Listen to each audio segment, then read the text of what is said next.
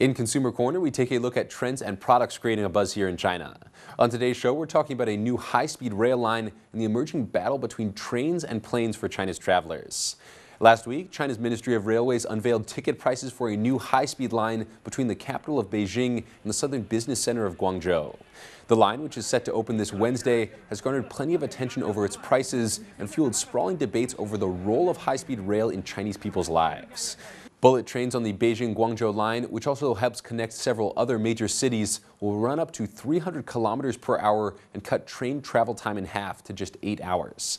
Chinese media is advertising the line, which covers a distance of over 1,300 miles, as the longest piece of high-speed rail in the world.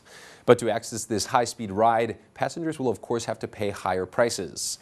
According to the Beijing Railway Bureau, the total price for tickets will range from 865 yuan or $139 to 2,972 yuan or $477.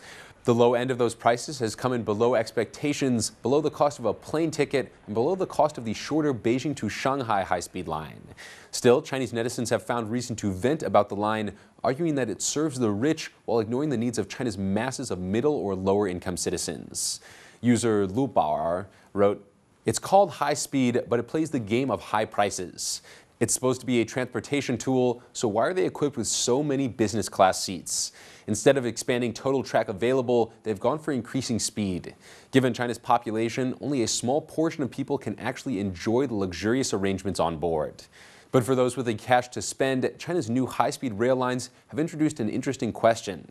For nationwide travel, would you choose a high-speed train or a commercial plane? Experts predict that the Beijing-Guangzhou line may bring pressure to airline tickets between the two cities. Currently, the cheapest flights between the cities go for over $150, $10 or around 65 yuan more than the train tickets. With airlines offering few discounts during the crush of Chinese New Year travel, bullet trains will enjoy an even greater cost advantage.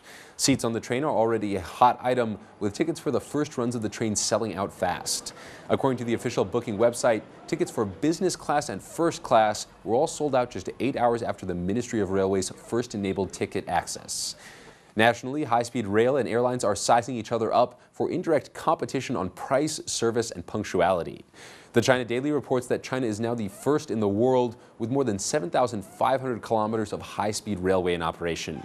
An official from the Civil Aviation Administration of China disclosed that total turnover for China's airlines has dropped by 15% this year to date, partially because of the challenge from bullet trains.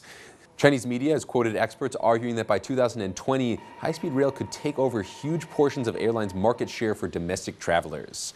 Some research has concluded that within distances of 500 kilometers, high-speed rail will devour 50% of airline business, with this percentage decreasing as the distance traveled grows.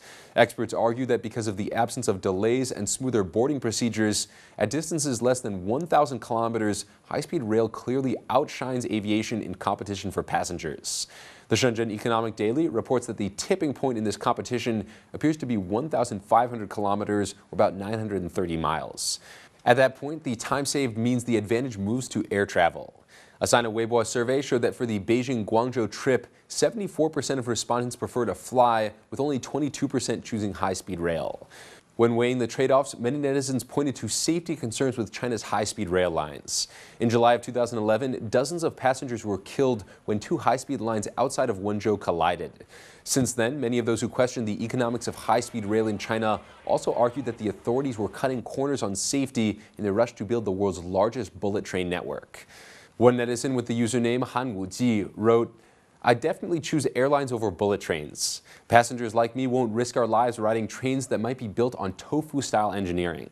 High-speed rail offering Chinese people another transportation option is a good thing, but whether it's the Beijing-Guangzhou line or other lines, the ticket prices just remind us of how little money we have. The high prices also mean high vacancy rates on many bullet lines, and slow trains are still so packed you can barely find a place to stand."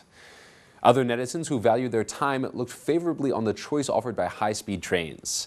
One of them wrote, "The pricing of high-speed rail tickets is mature, with costs running slightly below ticket prices.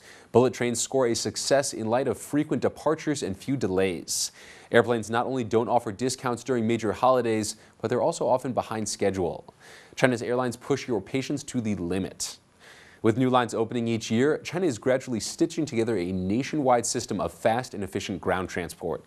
Who can afford that option and who will eventually choose that option are questions that will be played out over the next decade.